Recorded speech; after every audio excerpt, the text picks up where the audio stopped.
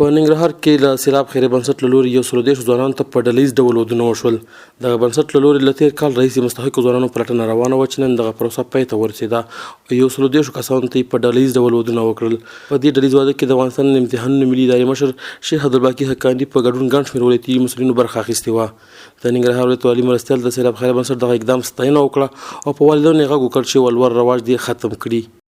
تاسو په جریان کې سیلاب خیري بنسټ د کلونو راپنې خوا په هېواد کې د ټولو ناماتونکي ولور بې ځایه رواجونو ضد ضدبازۍ او په ودونو کې د لوړو مصارفو پر ضد باندې مبارزه کوي او په مختلفو ولایتونو کې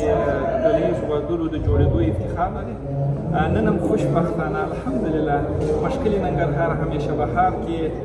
د علم او فرهنګ په زانګو کې ننګرهار کې د 130 جوړو ډلیز واده د جوړېدو د مراسمو ویاړ الحمدلله لرو چې په میلمنو کې د ناوې رسوم د کورنیو ترڅنګ د مختلفو قومونو مشران د 4 ولایتونو قومي مشران تجاران او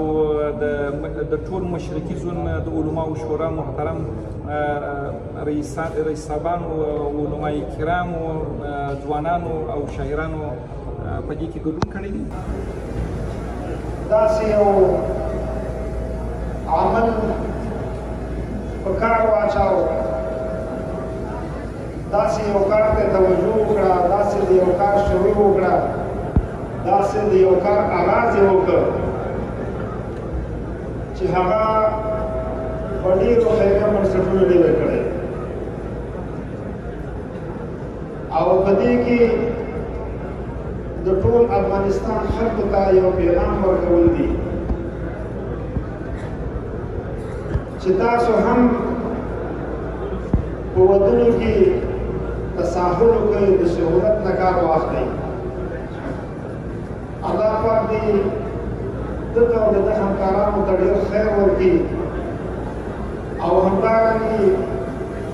چې کوم مسؤلین او میلمانه راغلي دي د خیري بنسټ له دې دمه 10,000 ځوانانو ته په ډلیز ډول ودونه کړي چې تازه یې په ختیځ زون په کچه ننګرهار کې 130 ځوانانو ته ډلیز واده وکړ. د ډلیز ودونو کې شامل ځوانان خوشحاله دي چې په غیر د کوم لګښت یې ودونه وشول. پیغام لرم چې دغه بدې ودونو نه لاسلیکو کې ځکه چې دغه شیانو نه لاس واخلي. ډېر ځوانان زموږ ډېر هغه ځوانان چې په خارج ملکونو کې هغه د خپلې ځوانۍ تباه کړي په دې خاطر باندې چې د واده وخت نه لري، ولورونه یې بیخي زیات دي. نو ولورونه کم کړي چې خپلو ځوانانو ته په خپل وخت سره ودونه ورسېږي. حوصله صاحب ډلیز وادونه کوي د افغانستان شاوخوا شپږ کاله مخکې د ودونو بله وسم نه وه او که ته موږ دا وادونه نه وي بله کاله نه وي ځکه موږ د 300 کاروبار لرو یا د 15 ولایتونو په 15 په دې خو یې راپور وچلېږي او د کور سره به زه پخپله یم او نو موږ دغه د سیلاب صاحب نه دغسې د نورو